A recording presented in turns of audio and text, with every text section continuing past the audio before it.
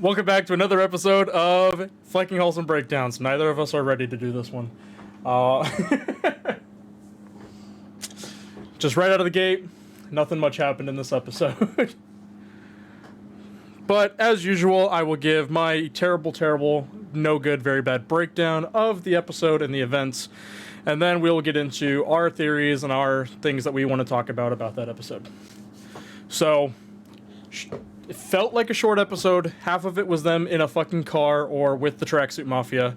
But starting out, we did get a flashback to 2007 with Maya Echo, seeing her grow up, go through school, and kind of, triumph over her deafness. And we see the start of her abilities of mimicking people. She starts to mimic her teacher and just fill out her entire, homework booklet of writing words.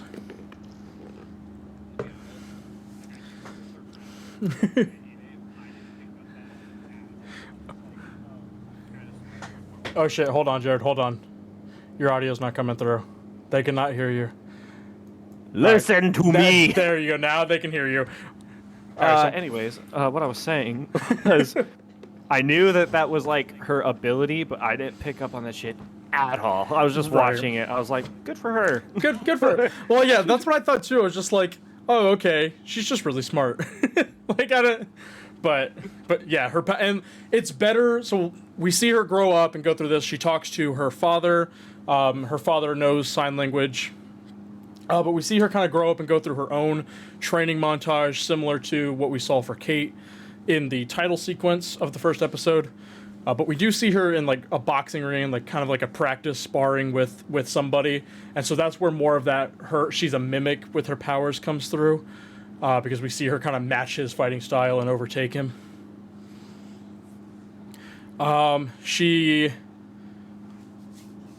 So before we get to that part though, she's in a dojo, she takes karate as a young kid.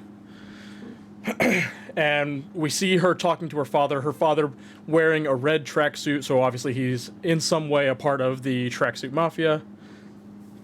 And we hear him talking to her, telling her tips about how to do better for her match for her karate today. And then she tells her that Uncle will be taking her home. And we don't see Uncle, but we see Uncle's arm in a nice black tuxedo, and we see Uncle's hand pinch her cheeks. Hand. His fat, beefy fucking hand. Pinch those little cheeks. You could practically feel that his body took up the entire frame with his head in the middle. That's my favorite fucking scene in Into the Spider-Verse because it's so overly exaggerated. Like, before that, he's just vibing. Like, you're like, oh, he's a big dude. It shows one screen 1920 by 1080. It's so funny coming off that, too, because, like, Vincent D'Onofrio plays him in Daredevil. And D'Onofrio's not that big of a guy. Like, he's bulky, he's muscly, but he's not huge. And so it's just like, okay, sure. But yeah, so obviously if that didn't give it away, if that didn't fucking bury the lead at all, we think that's Wilson Fisk. That's kind of the popular theory going around right now. No one wears black suits in Marvel. No one, absolutely that's no a one. Fact. You cannot name one. And if you can, they're probably in S.H.I.E.L.D. and they're probably dead. So. True. So yeah, so it getting was back... Phil Coulson. It was oh my god! But yeah, so we see that. She does go back to a garage called the Fat Man Garage or Fat Man Tire, something like that. Which obviously looks to be like a headquarters or some kind of home base, safe house for the Tracksuit Mafia. The M in Fat Man stands for Mephisto. The M in Fat Man stands for Matt Murdock confirmed for Spider-Man No Way Home. The F in Fat Man stands for Fisk, Wilson. The Fat Man in Fat Man stands for Fisk, Wilson. Oh man, we've just gone away with the formula for this one. We're just trying to make this one funny. That they couldn't provide for it. We have to fill an hour because they couldn't fill a half hour. But yeah, so we see her go back to the Fat Man. That's where the Ronin kills her father. So now she's taken up revenge against the Ronin and trying to avenge her father. I think then we cut back to Kate and Clint riding mechanical horses, mechanical like storefront horses, because that's where they're tied up to.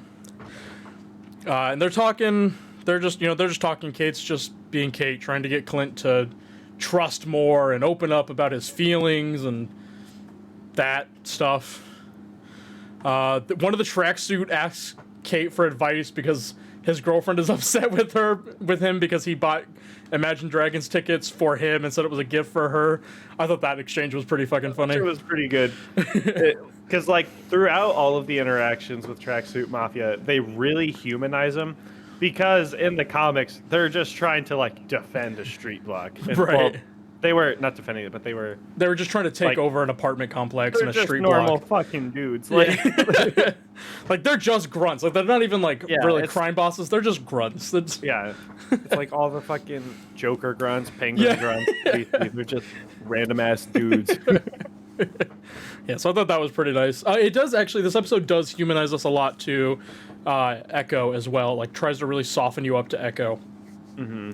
Obviously, we'll get to that as well, but I think she's going to end up being more of a protagonist near the end. She's got her own Disney Plus series coming up, so they're kind of burying the lead on that one, I think. But yeah, so we see them. They're just talking about stuff. Still trapped. I Googled Echo Show, and sure enough, Amazon came up. That's pretty good. Is that like show 8, show 5? I was like, what? I was like, oh. That's pretty fucking good. But yeah, so Kate and Clint are trapped. There's some exchanges between the Mafia and them. Maya comes out and talks to them. Obviously, she's using sign language. Clint doesn't understand sign language very well. He's still learning. And he kind of tells her, he's like, sorry, not deaf, just hard of hearing. And she signs at him, and he tries to just go, more cookie, please, thank you, or something like that. I don't think Jeremy Renner has been funny in very funny in other stuff. He's like, they're just letting him do whatever in this one. It's so deadpan, and that's why it works. It's like more never cookie, please, thank you. Yeah, like that's just fucking Jeremy Renner. Yeah, it's really fucking good. Like that's the one thing I like is like Hawkeye's just kind of funny. Like it's just deadpan humor in this one. Because like all due respect, Jeremy Renner can't act. No, but, like, they're making the role work with that. right. So there's some exchanges. Kazi, we find out, is more of like a right-hand man to Maya or to Uncle. He's kind of like a second in command kind of thing. But he comes out and interprets for Maya and translates what Maya's saying in sign to Clint so that they can have a conversation. Maya points out Clint's hearing aid and says you'd probably be better off without that. Like the hearing aid makes you weak, which she takes advantage of. As soon as they start fighting, she knocks it out of his ear and crushes it, just blasts it into oblivion. Not much happened. It was just kind of a run-of-the-mill fight in a warehouse kind of thing. Then they take it out to cars, and there's an exchange about a 67 Challenger that Clint doesn't want to smash up, so they don't steal it. They take some lemon car, which the Challenger I think was a reference to another comic or another run of the Hawkeye stuff, something in the Hawkeye comics. But we have a Dodge Challenger. It was a vehicle of one of Clint's lady friends. Cherry, that's what it was. Yep. That's right. But yeah, so then we get that. We get all this time, Clint doesn't have his hearing aid, thank you, anymore. And so everything's muted for him. Like whenever he talks, it's kind of just like this muted, muffled, bassy sound. So he can't hear Kate at all, which leads to some pretty funny moments. But they drive around trying to get away from the tracksuit mafia. We learn more about Hawkeye's trick arrows, and we see more of them used. Again, very much just like the fucking Matt Fraction Hawkeye run. It's just all very like falling General into that. Yeah. Like the entire episode felt like maybe 2 scenes in a movie. Yep. So we get that. After the car chase, they get on the train. They get on the subway after like plunger arrowing onto the subway.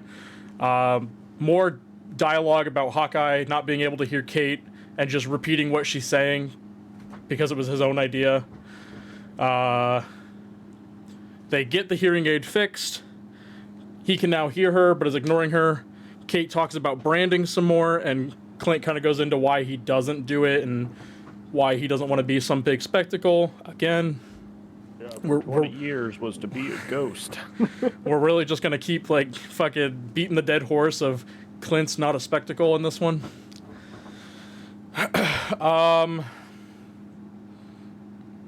They go back before they fix the hearing aid. There is a scene where they go back to the safe house, and Nathaniel calls from Laura's phone. So Clint thinks it's his wife.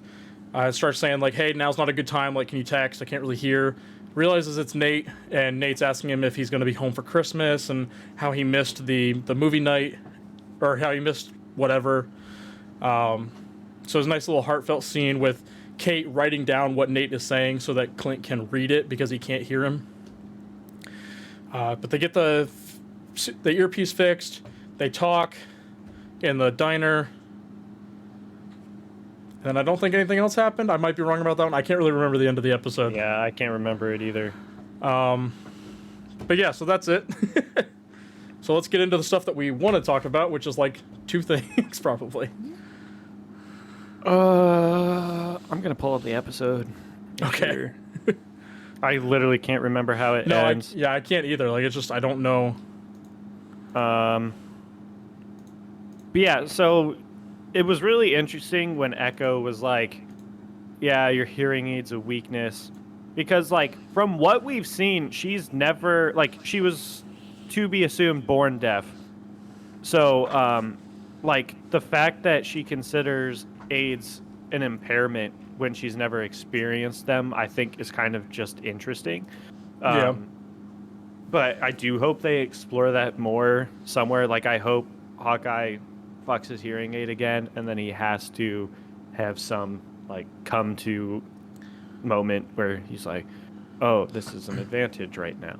But I don't know. Because, like, it just felt like a really weird B plot to have. Right. Just for it to be fixed by the end of the episode.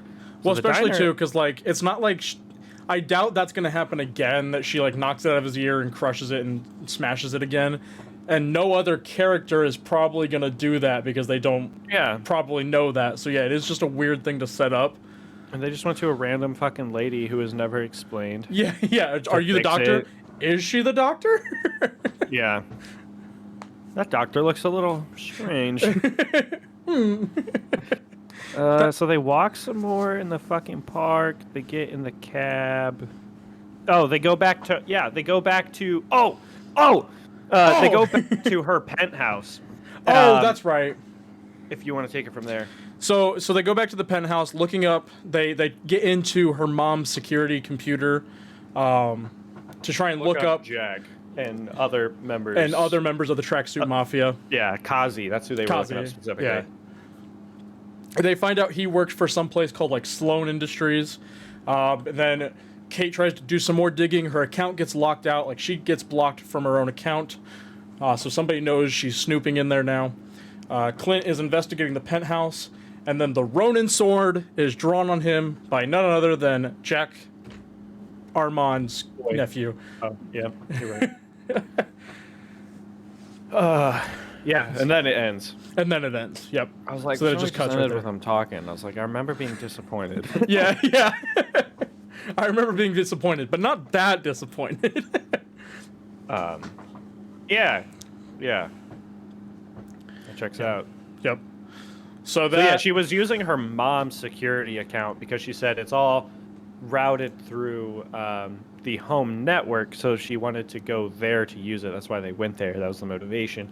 And then, so she got locked out of her mom's account. So, like, it's, like, I don't know. I don't think that's really going to make a point of them being like, oh, I knew you were in there, bitch. Ha, ha, ha, ha. But also, like, it's weird that Jack was just there. Because, like, we hear the door creak, I think it was, and that's why Clint goes and starts looking around. But I really feel like it's not going to be a conflict. The next episode's going to start. It'll probably be some other Maya thing for 15 minutes, and then come back, and then they'll just be sitting and talking. He's like, how'd you get the Ronin sword? He's like, oh, I got it from a personal collection. And then fucking, what's that bitch? Kate? Eleanor? Yep. Kate's just gonna be like, "Nuh-uh, you got that from the auction. I was there." And then they're gonna be like, and then they'll just like leave. Because I really don't think Jack's gonna be a bad guy. I think 100% red herring. Like he'll probably provide some insight, or just be like, you know, I have to tell your mom about this, and she'll be like, no, and then he'll be like, okay, no.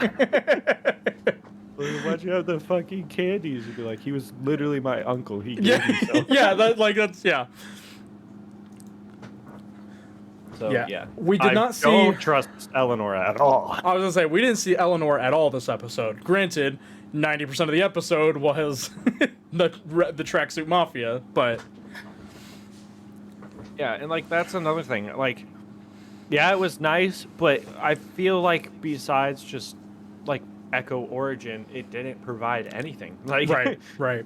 It was like because like even when Hawkeye and Kate get away, like there's no action that the tracksuit's gonna come to like find them again. Like it felt weird. Yeah, that's kind of been the thing so far with the season, and it sucks because now we are halfway through. So it's like, okay, gotta kind of start doing something here. Yeah, because like comparatively, WandaVision, each episode was very much different. So like that kept you engaged. With Loki, each episode, like that was one line, but there were twists pretty much every episode that kept you engaged. Right. And fucking Falcon and Winter Soldier, that definitely engaged more with people who were Cap fans versus other fans. But it was still a very good show. Everything was, it kept you engaged. But like this really feels like it'd be something that you would just have to watch in one sitting and skip a couple filler sections, and it would just be a movie. Right. So that's a little frustrating because it's like, yeah, I'm watching a movie, but I'm gonna take a week-long break every 20 minutes. That's essentially what it is. Right. Yeah. Oh, it's just frustrating because it's not offering anything. And like the biggest thing this episode was the possibility of Fisk. Yeah. Like that, and that was it. And like, I don't know, like this, I wouldn't say throwaway show, but this is what that is. Like Hawkeye, like that's probably why they make comments about Hawkeye being hard to like publicize, because like he's a guy who shoots arrows. Like that's the most interesting thing about his character. Right. Like Kate likes the character because of the one cool thing the character did in his entire run in the MCU. Yeah. So, like, it's definitely just plot building. Like they're just using it to build foundation for Young Avengers. But like it's a necessity. Like they couldn't do this with Young Avengers established. Right. They named Pizza Dog officially Pizza Dog. That did happen this episode. Yeah. I was really waiting for it to be like Lucky, but I was like, no, we're just gonna keep going with Pizza Dog here. That was my favorite interaction because when they're on the subway, Kate just goes, "We should probably walk the dog," and then Clint like says something, and then she starts talking about that. He's like, "We should probably walk the dog." Yeah. He did that. He did that in the car too. Like there was something he said in the car. Yeah, there were like 2 or 3 of them. Oh, because it was, this would be a lot easier if we were turned around. And he's like, this would probably be a lot easier if we were turned around. So I kind of liked that. The putty arrow on the windshield, and then he was like, "Use the putty arrow for the tires." And yeah. like, Yeah, that was pretty good. And like they made a big deal about her getting her bow, but they haven't built any significance about the connection between her and her bow. So, well, I think the only thing is like it's the one. It might be the one her mom got her, but like probably not. More than likely not. yeah, so most likely the first bow you got your child was not a full size bow. Yeah. Shit, so I don't know. Yeah, Tracksuit Mafia, blah blah blah. Kazi, like his comic origin, he's known as the Clown, and he's like a maniac. But I really don't think they're gonna do that. There's not enough time to have that kind of development. I don't think they're gonna do much with him at all. I think he's just gonna be. Obviously he and Maya have like a more of a connection than others, just because like he's speaks sign, he can sign, so. But yeah, I don't think they're gonna be doing much with him.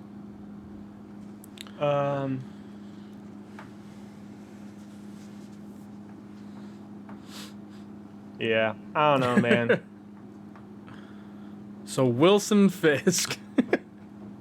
Oh, there's just like this article from Den of Geek. They're saying that like they think Marvel's trying to hint at more of a connection between Disney Plus Marvel shows and Netflix Marvel shows, but Disney Plus has already Disney in general has said that Netflix stuff is not canon to MCU. So like that's like there's a bit of leeway. Well, I think there was because there was that whole like save Daredevil or something like that went around Twitter after they said that. So, and I thought Kevin Feige made a stance with that and said something like, "Hey, maybe yeah, in the Kevin Feige fashion."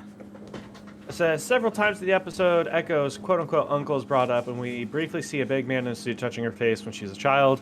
Every arrow points to this being Wilson Fisk, the Kingpin. This is an interesting inclusion, as he only been used for Netflix Marvel shows, namely Daredevil, especially with the introduction of the Disney Plus Marvel shows. The events on the Netflix shows have been mostly swept under the rug and been more or less considered non-canon to the core MCU, but that doesn't appear to be the case.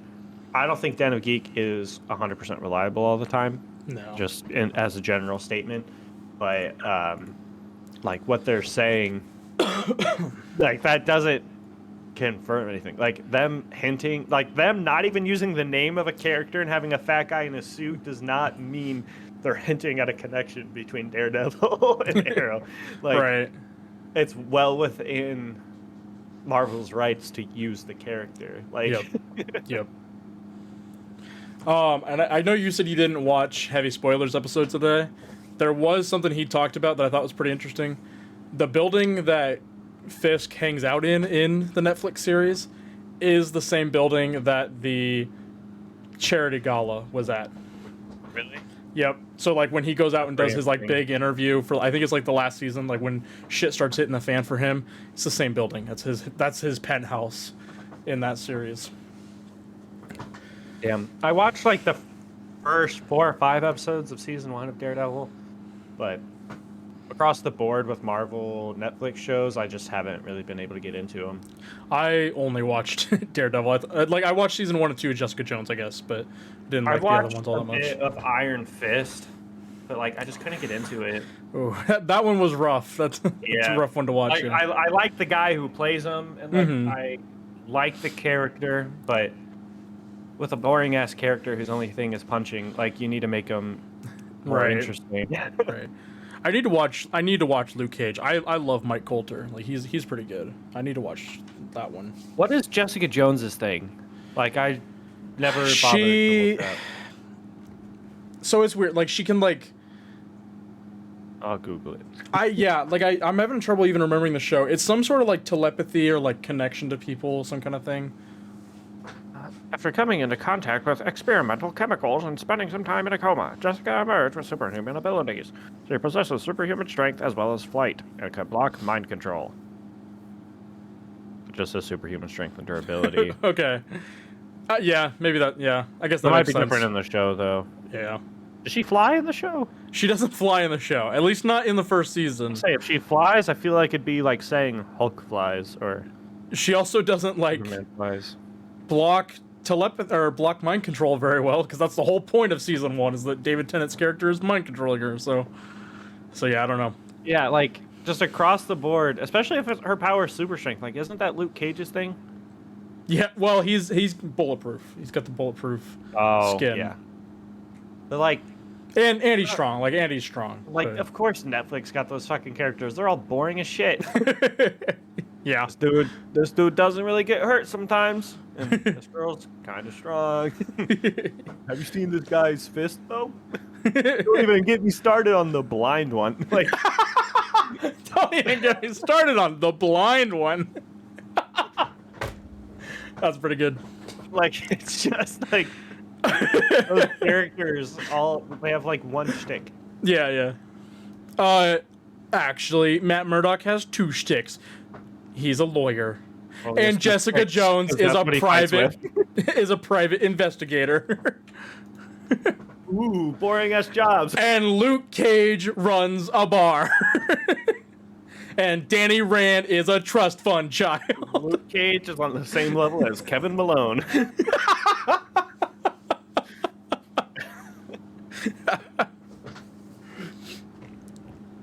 I did kind of unrelated, but I did start watching Lucifer on Netflix. Have you ever watched it? I haven't. I recommend. I'm like almost done with second season. I started like 2 weeks ago. Oh, okay. But it's pretty good. It's kind of repetitive in terms of like well, just how CW cop shows show. are. What? I said, well, it's a CW show. Is it? I don't think it is. I think so. Or at least I think it like Fox. Oh, maybe. It's on Netflix now anyway. I thought it started on CW.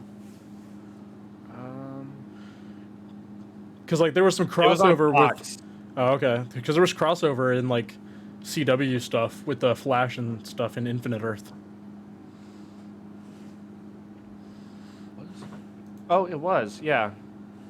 I don't know, because like, I know it was produced by Fox. I can say that, but why is Lucifer in the crossover? Yeah, let's let. Well, because I think Constantine. I'm reading it. Okay. Comic itself was a spin-off of Neil Gaiman's influential series, The Sandman, which had a place in the mainstream DC universe. In Crisis, Constantine consults Lucifer. Oh, it's because the devil exists in Marvel, and he's the devil, and they were able to get the rights. That's kind of funny, though. I haven't gotten to that episode of Flash. I was gonna say, I didn't think Lucifer was, like, in it. Like, I didn't think it was connected, so it's like, oh, there he is.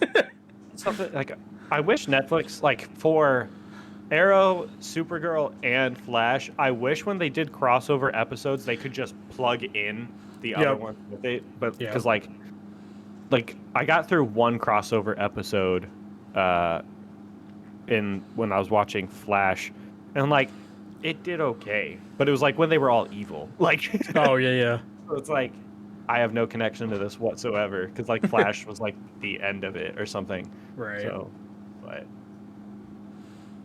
damn, we really just got away from the episode today, huh? Nothing else to talk about. Let's the end of the episode. Next week, it's gonna be the same thing. Yeah. Like we're gonna probably find out Jack's intentions and just who he is. More character development. We'll probably get a reveal that Eleanor's actually evil at the end. But then in episode 5, we're not gonna see much of her, and then she'll have a big end chunk, and then the last episode will be about fighting her or some shit. We'll probably get a Fisk name drop, but not Kingpin name drop. Yeah. What if just all of this is absolutely correct? I mean, honestly, usually I think we're like, okay, this might happen, but I could see it going somewhere else. I don't see the show going anywhere else. It's so stuck to that comic run. So it's like, you know what's going to happen from the comics, and then it's just like... Echo isn't going to have any place in the MCU after the series is over. Like, Right. Like, she's got her own series coming up, and so, like, Kingpin killed her father, that there's something that could be probably spun for this series for that, even though we know Ronan killed him. Probably could be something that spun that Kingpin set that up, and then her series is her getting her revenge on Kingpin. So it's like it's just, this is just gonna go the way we think it's gonna go, and I don't think, that's probably what's gonna be most disappointing, is that it's not going to be fun to watch because we're going to call everything. You think Hawkeye's gonna die? That's possible. That could be possible. That's I don't possible. think he has any intentions of returning. No, and like I know we've said for all the other things, it's like nothing big changes, but I mean, if he doesn't have anything to come back to, Endgame was a pretty solid book closing for him, talking to Wanda, and then that's it. He goes and raises his kids. In this episode, he even says, because he's like, the Ronin's dead. He's like, Black Widow killed the Ronin. And Yeah. he's like, oh, she's dead. That's mighty convenient. Because, like, in a sense, when Natasha sacrificed herself, he, like, said he wasn't going to do that shit anymore. Right. So, like, checks out, but... Have we checked the cast list? Is Florence Pugh still on the cast list?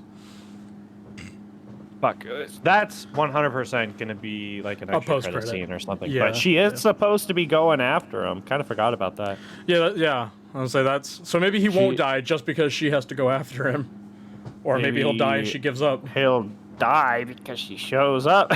Oh my god, he'll die in a post-credit scene.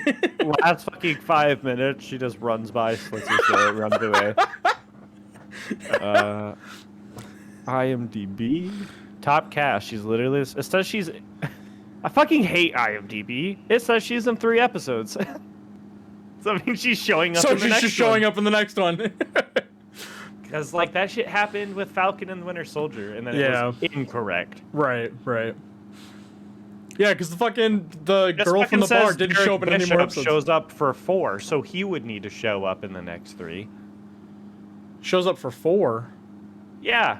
He wasn't even in the second or this episode. Yeah, there's 4. Yeah, he was in the first one. Oh, sorry. Yeah, my math is hard. Yeah, okay. So yeah, first, 4th, 5th, 6th. Yep, that'd be 4 episodes. It says Grills shows up for 4 episodes. He was in the last one and not in this one, so he needs to show up for the rest. It's like they just put 6 for all of them and then count on the possibilities. That's probably what happens. But it says Nate's in it for 3.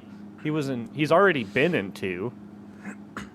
So like, I just want to know why. Like, tell me. I mean, that's probably where you're more, getting this information. That's probably more likely. Like the kids probably just gonna show up at the end of the show. That's what I'm saying is that takes away this like countdown of episodes they've been in. Right. Because like that's saying for certain he's going to show up one more time. Because this says Lena Cardellini has 5 episodes. She was in the first 2, so she has to be in the rest. Yeah. Fucking get it. IMDb, don't do this to me.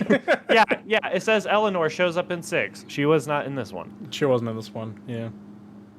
You son of a... Oh, man. So far, though, because this was the next day, so this episode was another day. Probably gonna do like a 2-day kind of thing. They'll probably end, because we'll start off with the next one where we left off, so then it'll probably be a day and a half for that next episode. But looks like they're sticking to that like 5 days to get home for Christmas thing. Yeah, because like from the trailer you could kind of tell it was going to end on Christmas Day. Damn, I'm gonna have to make sure I bring my shit home with me so we can get these episodes popped out when I'm home. Yep. Unrelated, but I can't fucking wait for No Way Home. I was saying, if you want to talk about No Way Home now for a bit, I'm good to talk about that. Fucking bullshit, because there's so many fucking clickbait YouTube videos. Yeah. I saw one thing, it was like, Tom Holland confirms that the other 2 are going to show up. And I clicked on it, and it was literally a promo where he's like, who better to explain it than my 2 best friends? And it was Ned and Zendaya. So it's like, they're saying that him saying my 2 best friends, and then it being Ned and Zendaya, or it's like, he's hinting that the other 2 Spider-Men are gonna show up. Like, no, he was talking about the literal 2 best friends he has in 2 movies. Yeah, it's gotten to the point now, because like YouTube will give you that option to like, don't recommend this channel. It's like every time a fucking video comes up, I'm like, that's a scooper, that's a scooper, that's a scooper. Like, don't show me this shit. block the word spider and man on, On Twitter for the yep. next 2 weeks. Yep. I was say fucking the UK gets it 2 days early. Like theirs comes out on the 15th, so it's like You literally shit. can't like go on anything. no, like that's 2 days that you can't go on anything. Actually, well, no, never mind. I thought TikTok was British owned, but I could be wrong. No, I don't know actually. Well, it was Musically TikTok. I thought it was Chinese owned. country. Oh yeah, you're right. China. Yeah. Yeah. Now that you say that, I remember that being like an That was issue. like a big thing, yeah. But yeah, that. Oh, I'm thinking of OnlyFans. OnlyFans is British owned. Pretty Oh sure. no, I can't go on OnlyFans. What am I gonna do? He's gonna be Spider-Man leaks on OnlyFans. You're telling me I'm going to go on OnlyFans for 2 days? For 2 days? What am I gonna do, bro? Yeah, it's headquartered in London. Fuck you, London. We're out of material. We're out of running material. dry. Yep. I think this is gonna be a short episode, and we'll probably just get into Halo. Take like we'll probably start at 8 or 8:30 still. Take like a nice 10-minute break in between, so get some snacks and shit. But yeah, thank you everybody for watching. Get some snacks, comment, and shit. That's a command. Absolutely. So yeah, thank you everybody for watching. Sorry this wasn't so much, but we're also sorry that the Hawkeye episode wasn't so much. But thank you everybody for watching, and we'll be here next Wednesday. Yes. Okay, so next Wednesday we will be here the day the episode drops. We'll be here at 8 o'clock, our normal time. Yes, sir. Yes, sir. Yeah, that's gonna be it. So thank you everybody. Love you, and peace out.